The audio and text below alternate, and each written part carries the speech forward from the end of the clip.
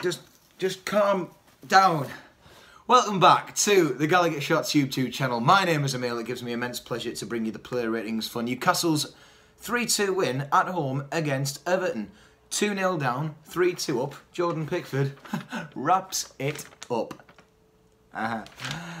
Oh, it feels wonderful, doesn't it? You know what? This is going to be one of those ones where it just gets better as the video goes on, although that start might not be topped. Let's start, as always, with the goalkeeper that wasn't making the headlines this week, and thankfully that was Martin Dubravka. Now, as usual, both goals for Everton, I think that Dubravka was left far too exposed. It's my most common phrase with Dubravka and our defence. Their players were allowed to get way too close to Dubravka. Second goal, it was unlucky that he had to parry it away into the path of Richarlison, but again, he shouldn't have been there in the first place, which is why our defenders were just sleeping. No one really knows, but look, thankfully Everton fell out of their stride. Dubravka didn't really have much to do for the rest of the game once we started firing on all cylinders. 8 for Dubravka, I think he held all right. Yedlin, who I think had a mixture of a game in this one. Now, he had his usual defensive shortcomings, but there was some backing off from Bernard. He looked a bit clumsy, certainly, where there was him getting into the box. Yedlin was maybe backing off a bit, and there was a slightly odd mishit in the second half that led to the third goal. Obviously, Yedlin didn't mean for that to happen, but you know what? I think in the second half he did improve a bit, but 7 for him. Share, like the other centre-backs, Everton just kind of walked into the box for both of the goals. They were sleeping a lot of the time at the back. Otherwise, he tightened up in the second half, like most of the team. There was some delicious long passes from Share, as always, and I know I've said this since Share arrived on Tyneside, but he needs to be careful with those yellows. It's happened now, and he's suspended for 2 games. I knew he'd be capable of it. I think I mentioned this in the international break video. So it's going to be a miss when Share's gone. So we'll just have to hope for the best and see what happens there. But 7 for him. Lascelles, another player that might be missing for the next load of games. He looked very weak in both goals. And you know what? Maybe there was an injury in there somewhere which was hindering him slightly. But he was beaten far too easily by Calvert-Lewin for the first goal. Second goal, obviously, he was involved in that box area. He wasn't doing anything to prevent anything.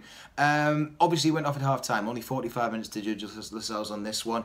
But the game seemingly did change. Whether or not that had anything to do with Lascelles, I don't know. But 5 based on that first half performance, I'm afraid. Dummett came on, and you know, there was a lovely, powerful shot from him, an attempt for a third. It just showed how much the team were up for it. I think Dummett had a really nice second half. 8 for him. Lejeune, again, improved massively after those early issues. Defensive sleepwalking, as always.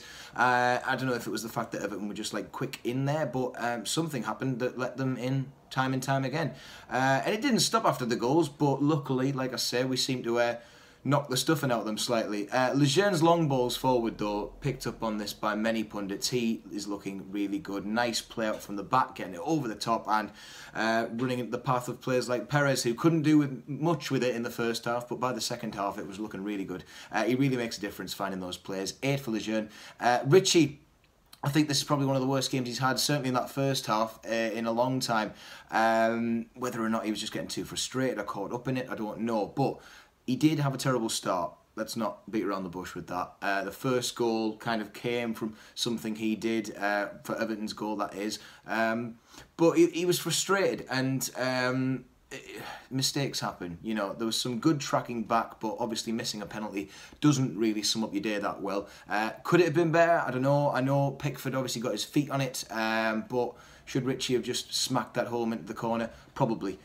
Which, you know, never mind. Look, it all turned out okay in the end, but a lot of fingers could have been pointed at Richie. There was a resurgence in the second half. Obviously, I mentioned his involvement in the first goal for Everton, but he was really involved with our first goal as well. Lovely back heel, dead ball there that was picked up on, and that led to the goal. Richie is going to get 7 in this one, and Kennedy came on for him, who did a little bit of good defensive duty. Obviously missed the first ball as soon as he came on the pitch. Kennedy just isn't really looking up to scratch, and I think unfortunately when his loan period comes to an end, he's going to be one of those ones that can't really get that form back from last year. But he was part of that effort to push the team forward. I think Kennedy gets a 6 for that one. Key was in for Longstaff. Now, obviously, Key, before he went away to play for South Korea, he was doing pretty well. And it's a shame because he's obviously lost a bit of that form that he was having. He was slightly off the pace on this one, but I think it was a quiet game. He was sitting off a lot. Hayden did a lot more of the work, which we'll get onto. And there was some wasted moments, a free kick in there, and it was quite quiet. Work came from others, and luckily that's all right for Key. He did go off, but I'll give him a 6. Shelby came on for him. 2 goals scored after it. Really nice return. Shelby even said in his post-match interview that that's what he can do. So if he can do it regularly. Some very good passing and a claim to start some games from him. Shelby, I think, very much deserving of an 8 for when he came on.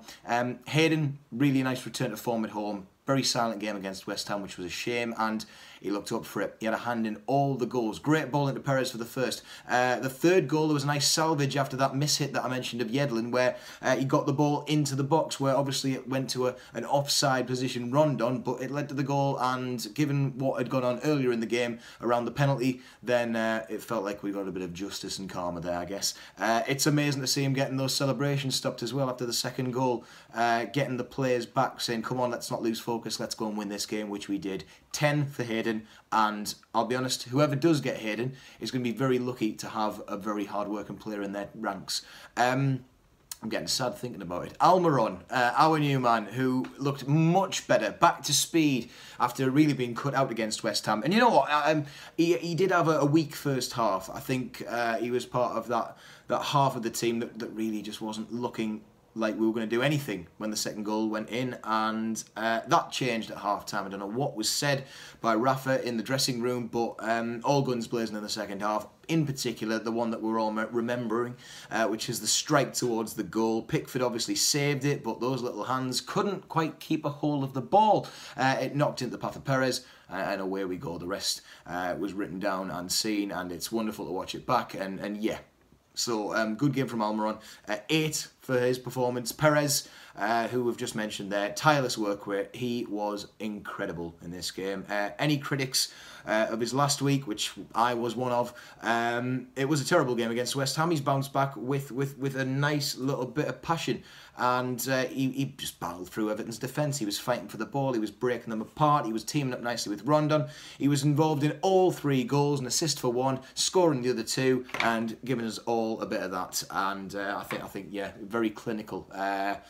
Alert. More of that from Perez. We love to see it. He is deserving of a 10 this week. Rondon, who teamed up with Perez with devastating effect, who I've just mentioned. Obviously, he held off the Everton defence. The ball was going over. That hold-up play where Rondon goes back into the team he's playing against or whoever. It's just great. Rondon has to stay. We'd be mad if we let him go. I know things might go pear-shaped if we stay up and all sorts of things, but look, he led the comeback with a well-taken first goal. He assisted the third. Okay, it was offside, but who gives a monkey? Monkeys? I don't know. Pickford. What? Who gives a Pickford? There we go. 10 for Rondon, and I think with that, there are no words. It is exactly what being a Newcastle fan is kind of all about. It embodies kind of where we look at the team going from absolute dismal display to walking out with one of the best feelings all season. When all seems lost, we somehow have one of our best days. And you know, thanks for subscribing to the channel. Tell your friends, keep watching all the videos, keep liking everything. And if you don't like it, then you can dislike it or just not watch them ever again. It's a very good feel-good week for the channel, so expect some nice videos. The podcast's coming. FIFA will be coming soon. What, we've got a break now, have we, or something like that? And we've also got our new edition, the Away Say, that is always in there. Thanks to our sponsor, Guillermo Clothing. You can get discounts if you use a certain code. And in the meantime, I think it gives me immense pleasure. Jordan, he's on the floor right now. He's absolutely raved out to get the rave on, I think.